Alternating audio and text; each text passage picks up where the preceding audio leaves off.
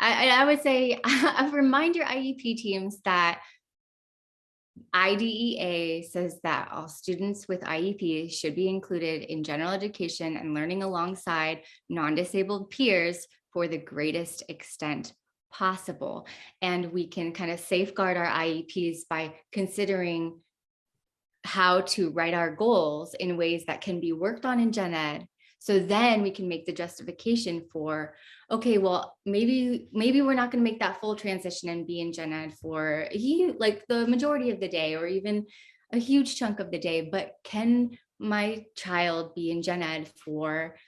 history, for science, for readers workshop, which is individualized and lots of schools use it, right? And can my child be in there just for certain parts of the day so we can see how it goes? And when we have our inclusive IEP goals already created and making sure that those are the way that the goals are written, we can kind of mitigate the barrier that oftentimes is, well, your child needs to work on goal work and that can't be done in gen ed.